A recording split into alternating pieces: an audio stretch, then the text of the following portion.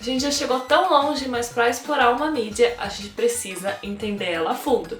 Então vamos falar um pouco a respeito da mídia dos quadrinhos.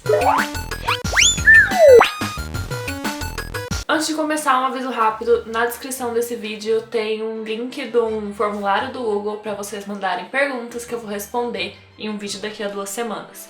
No final do vídeo vai ter mais informações, mas por enquanto é isso. Vamos começar o nosso vídeo. O vídeo de hoje não tem tarefinha pra cobrar, porque isso aqui é, digamos, uma aula teórica a respeito de quadrinhos. Nesse vídeo especial eu vou apresentar pra vocês as características da mídia dos quadrinhos, conversar um pouco sobre as possibilidades delas, pra gente entender melhor essa linguagem que a gente quer trabalhar. Eu vou falar de 6 itens aqui nesse vídeo, que é o requadro, os balões, as onomatopeias, a calha, um pouco sobre narrativa visual e sobre a página em si. Sem ficar enrolando muito, vamos começar. Eu quero falar um pouco sobre o requadro, o quadro, que é basicamente a forma mais básica do quadrinho. É o que dá o nome do quadrinho de quadrinho, são basicamente aquelas molduras que a gente tem dividindo as cenas.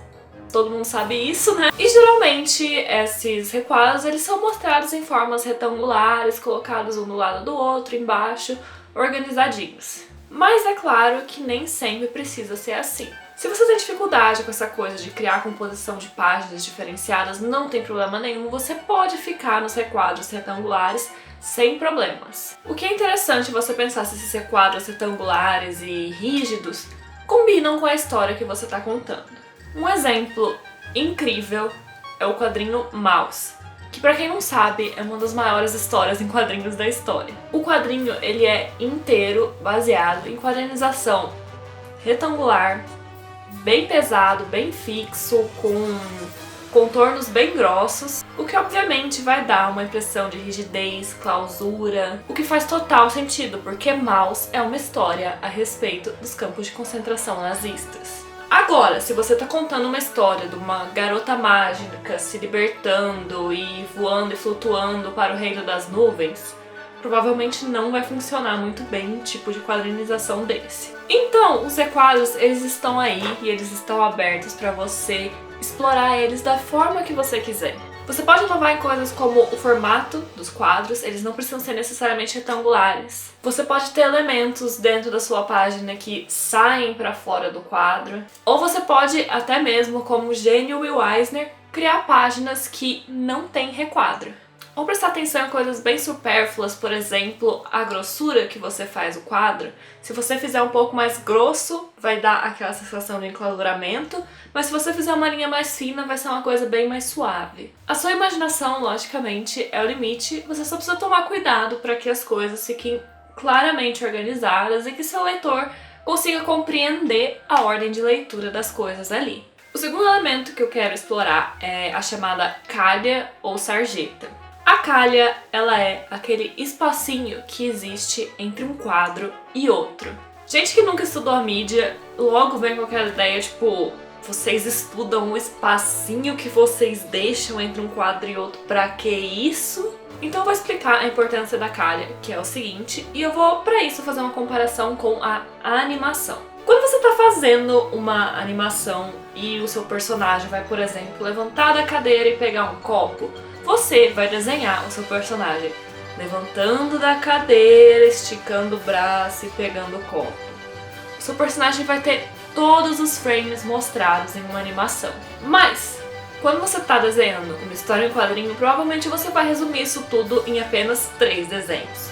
Sei lá, o personagem sentado, o personagem em pé e o personagem pegando o copo. Você não tem toda essa transição mostrando todo o movimento dele levantando a cadeira, esticando o braço e pegando esse copo. O quadrinho, ele deixa para imaginação do leitor criar todos esses frames que não são mostrados. E é aí que entra a calha, porque a calha ela é o intervalo visual que o seu leitor vai ter para imaginar esse movimento. A calha ela serve como um respiro para o seu leitor ele ter essa transição de uma coisa que está aqui para uma coisa que está lá, de uma forma mais suave, que inconscientemente, é claro que isso não é consciente, seu leitor ele não vai parar, olhar para a calha e imaginar aquela ação. No inconsciente dele, essa calha ela vai servir como um respiro pra ele imaginar essa cena. E assim, tem muita gente que ignora a Calha, que pensa que é besteira, e sério, não façam isso, gente. É sério, fica ruim sem Calha, dá agonia, parece que tá tudo correndo e tudo amassado, e não façam, não esqueçam da Calha, gente, por favor. E uma dica também pra Calha é que você pode sugerir intervalos de tempo usando o tamanho da Calha. Se o que acontece em um quadrinho pro outro é uma ação muito rápida, por exemplo, um soco, você vai mostrar o seu personagem aqui e depois você vai mostrar o seu personagem lá, é uma ação rápida. Então, se a ação é rápida, você faz uma Calha menor para o seu leitor ter menos tempo de respiro entre um ponto e outro. Isso vai sugerir que a ação é rápida. Agora, se você tá mostrando o seu personagem caminhando num parque e você mostra ele lá longe, e daí no próximo quadrinho você mostra ele já aqui perto, é uma ação longa, ele demorou bastante tempo de chegar lá até aqui, então você faz uma Calha maior, porque isso vai sugerir um espaço maior de tempo entre as duas ações mostradas. E assim como eu falei antes, isso é coisa do subconsciente. O seu leitor não vai compreender isso, mas por causa da forma como o nosso cérebro funciona, ele vai ter essa impressão, sempre. O terceiro elemento que eu quero falar a respeito são os balões e recordatórios. Nossa, minha, que coisa básica, balão. Todo mundo sabe colocar balão, né? Infelizmente não. É uma coisa básica, é uma coisa besta, mas ainda tem gente cometendo uns erros bem primários. Uma coisa muito importante que a gente vai fazer no próximo vídeo, que vai ser a respeito de decupagem, é você pensar o espaço que você vai deixar para os seus balões. O balão, ele é um elemento da composição dos quadrinhos. Você não pode simplesmente desenhar o seu quadro e enfiar balão onde sobrou espaço. Você tem que pensar previamente, antes de desenhar aquele quadro, onde vai estar seu balão, onde vai estar seu personagem. O balão, ele faz parte da composição. Não ignore ele quando você estiver criando essa composição do seu quadrinho. Outra coisa que o povo faz é apontar o rabichinho do balão para qualquer lugar do personagem. E isso não funciona. O seu personagem, ele tá falando com a boca, não é com o braço, não é com a barriga, não é com o pé. Ele tá falando com a boca. Então, aponte o rabichinho do seu balão para o rosto do seu personagem. E quanto ao recordatório, quando o balão ele não tem rabicho, ele geralmente vem retangular, mas existem variações, ele é chamado de recordatório, que é um texto que não está sendo dito por um personagem na cena. Vai servir ou para colocar pensamentos do seu personagem ou para colocar a fala de um narrador. E o recordatório também é um elemento da composição, então lembre-se de reservar um espaço para ele quando você estiver pensando na composição do quadro. Não enfie seus recordatórios onde sobrar espaço. Próximo elemento, onomatopeias. Assim como os balões, as onomatopeias, elas também são elementos compositórios. Então, mais uma vez, você tem que, quando você estiver criando a composição do seu quadro, pensar o lugar que você vai colocar essa onomatopeia, a forma como você vai desenhar essa onomatopeia. E assim, a onomatopeia, ela tem muito mais recurso visual do que você pensa, então aprenda a brincar com elas. Você consegue sugerir sons muito diferentes brincando apenas com coisas como tamanho, formato e cores das onomatopeias. Geralmente, se você tá querendo colocar o som de alguma coisa rápida, violenta, como por exemplo uma explosão, geralmente você tem que colocar onomatopeias maiores, com cores mais quentes, como por exemplo vermelho, amarelo, laranja. E você pode fazer formas mais pontudas, mais agressivas. Enquanto que se você estiver tentando sugerir um som que é mais leve, mais tranquilo, mais baixo, você vai usar onomatopeias menores.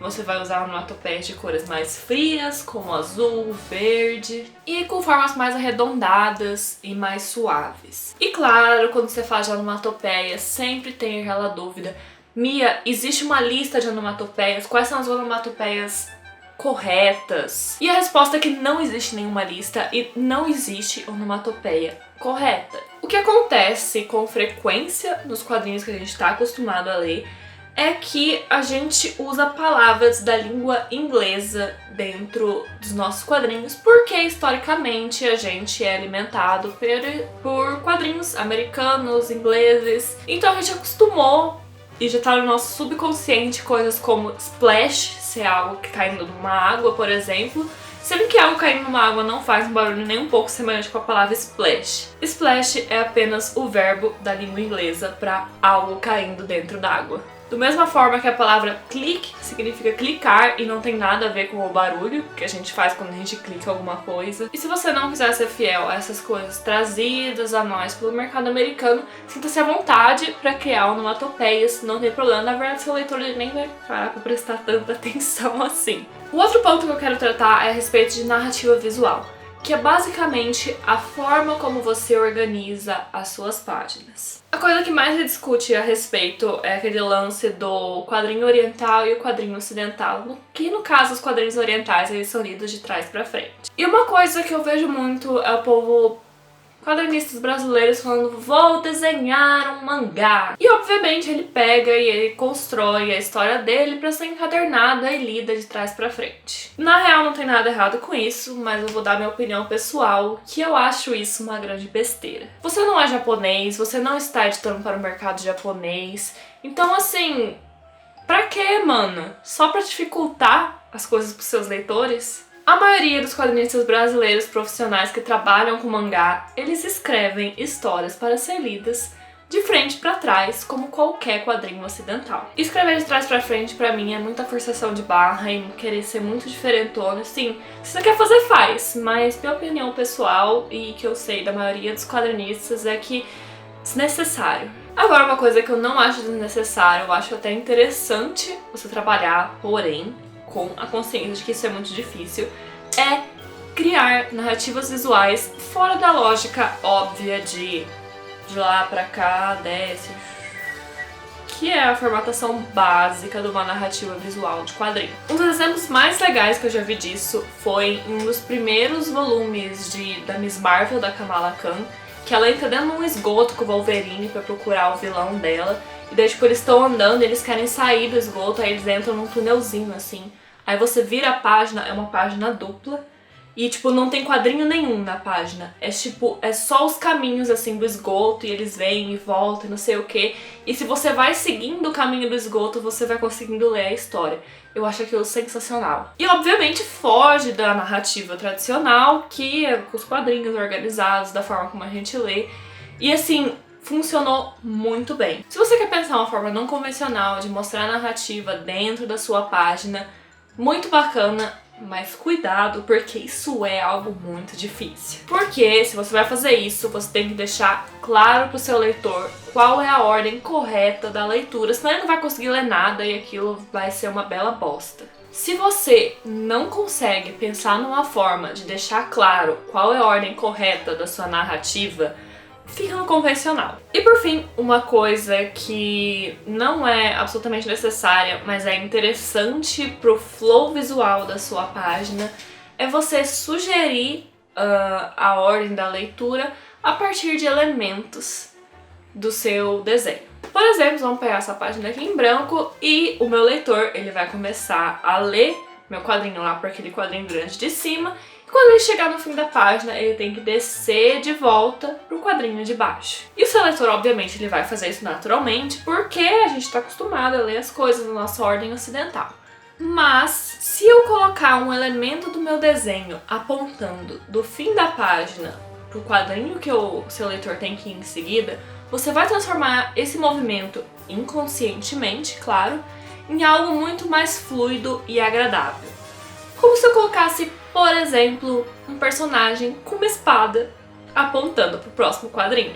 É algo simples, que o seu leitor obviamente não vai reparar, mas é uma coisa que vai deixar a leitura do seu trabalho mais gostosa, digamos assim. E por fim, eu quero fazer algumas provocações a respeito da página em si. E a minha pergunta é, você realmente precisa desenhar o seu quadrinho com esse formato? Se você está trabalhando para uma editora, se você está trabalhando com uma publicação que já tem as regras de formato, coisa e tal, obviamente sim. Mas se você está fazendo um quadrinho próprio, um quadrinho autoral, artístico, você vai fazer sua própria fanzine, você vai publicar na internet, você não precisa ser refém desse formato. E nessas caminhadas da vida por aí, eu já encontrei vários fanzines criativos, artísticos e gente que cria fanzines em formatos absolutamente fora do formato comercial A4. Gente que corta os papéis quadrados, gente que... Eu já vi até um fanzine incrível, que tipo, você era uma dobradura, saca? E você ia abrindo,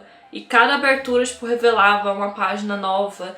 E daí, tipo, você tinha esse papel enorme, completamente irregular, que era na real uma dobradura, e a forma como você dobrava ia revelando a história. Claro que isso são exceções, se você quiser se manter no formato A4 padrão, não tem problema nenhum. Se você tem intenções de publicação, obviamente você vai ser mais obrigado a seguir esses padrões comerciais. Mas se não for o caso, não tenha medo de se libertar. E por hoje é isso.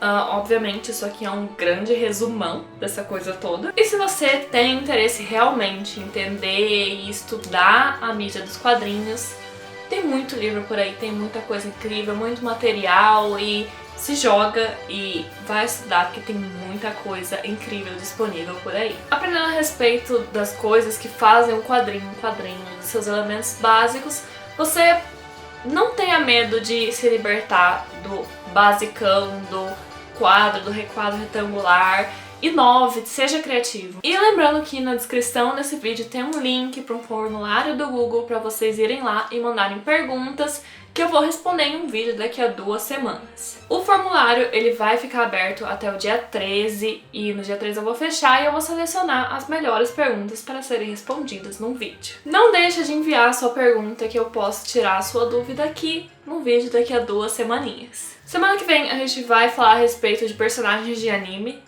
Vejo vocês terça que vem, um beijo e até lá!